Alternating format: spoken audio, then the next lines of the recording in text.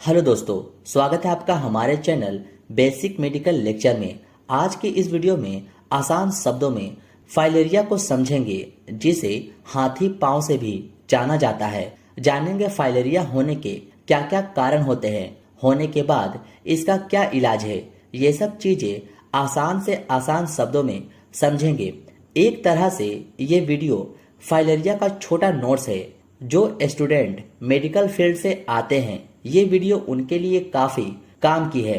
खासकर जीएनएम वाले छात्रों के लिए मैं आसान शब्दों में फाइलेरिया डिजीज को आपके सामने एक्सप्लेन करता हूं। तो चलिए जानते हैं। पहले समझ लेते हैं कि फाइलेरिया क्या है। What is filaria? फाइलेरिया मच्छर के काटने से होने वाला एक संक्रामक रोग है। यह एक बैक्टीरियल इन्फेक्शन है जो ऊचेरेरिया बेनक्राफ्टी नामक बैक्टीरिया द्वारा फैलता है।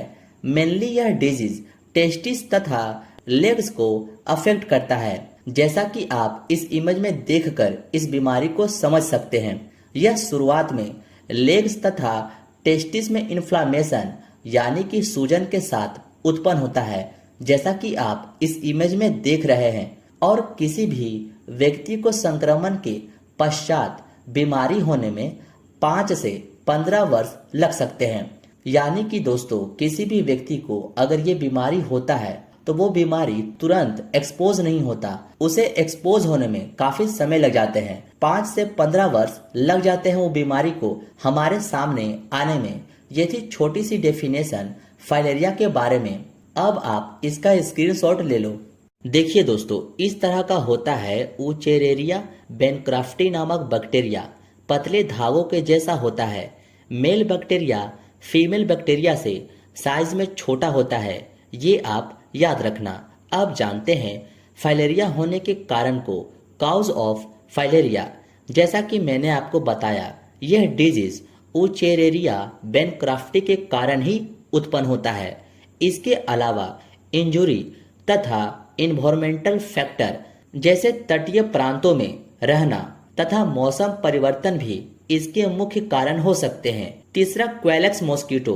यह मच्छर इसके मुख्य कैरी है। यह मच्छर ऊचेरेरिया बेनक्राफ्टी बैक्टीरिया को इधर से उधर लेकर ढोने का काम करती है। यही सब फाइलेरिया होने के कारण है। अब आप इसका भी जल्दी से स्क्रीनशॉट ले लो, फिर मैं आगे बढ़ता हूँ। अब बात करते हैं फाइलेरिया होने पर आपको क्या क्या साइन और सिम्टम यानी कि लक्षण देखने को मिलते हैं।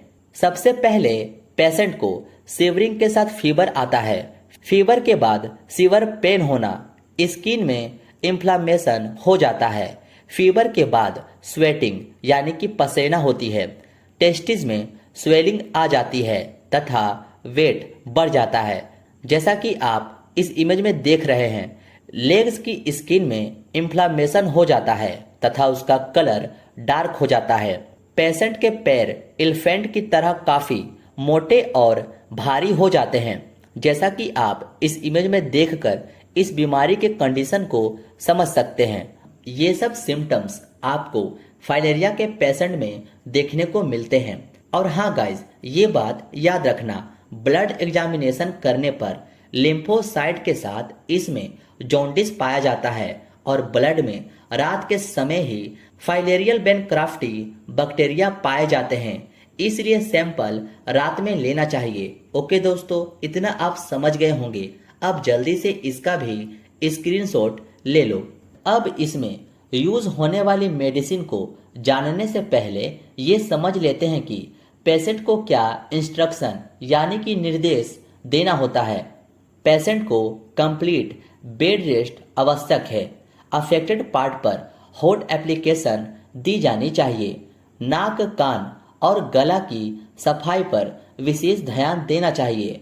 पेशेंट को लुकवार्म वाटर पानी पीना चाहिए, यानी कि गुनगुना पानी। ये थी कुछ निर्देश जो फाइलेरिया पेशेंट के लिए जरूरी है। अब जानते हैं ट्रीटमेंट के बारे में। हेट्राजेन नाम की टैबलेट आती है। ये एंटी पैरासाइट ड्रग्स है जो वर्म इन्फेक्शन में उपयोग किया जाता है। इसका कॉम्पोजिशन डाइथिल कार्बामाइजिन साइट्रेट 100 mg होता है। अब इसका इस्तेमाल देख लेते हैं। एक गोली सुबह, दोपहर, शाम 20 दिनों तक देना चाहिए। इसके बाद एक गोली सुबह शाम अगले 20 दिनों तक तथा इसके बाद एक गोली रोजाना अगले 20 दिनों तक देनी चाहिए। टेट्रासाइक्लिन कैप्सूल 500 mg एक गोली 20 दिनों तक देना है। सुप्राडिन कैप्सूल जो मल्टीविटामिन की होती है रोजाना एक गोली देना चाहिए। कंप्लीट बेड रेस्ट करवाएं। दर्द अथवा बुखार कम करने हेतु डायनापार टेबलेट एक गोली सुबह शाम देना है और एंटीबायोटिक के तौर पर पेशेंट को सेप्ट्रा डीएस नाम की टैबलेट एक गोली सुबह शाम देना चाहिए। इंजेक्शन फिलोसिड ग्लूकोनेट 2 ml मांसपेशी में हर तीसरे दिन लगाना जाना चाहिए। ये थी फाइलेरिया में यूज होने वाली दवाओं के नाम। उम्मीद है आपको फाइलेरिया से जुड़ी ये छोटी सी वीडियो आपको अच्छी लगी हो। दोस्तों ये बेसिक इंफॉर्मेशन है जो आपको पता होना चाहिए। वीडियो कैसी लगी आप हमें कमेंट करके जरूर बताएं और फाइलेरिया से जुड़ी कोई भी सवाल आप मुझे कमेंट में पूछ सकते हैं। और हाँ दोस्तों, याद से सभी का स्क्रीनशॉट ले लेना ताकि आपका नोट्स कंप्लीट होता चले। मिलते हैं आपसे अब नेक्स्ट वीडियो में।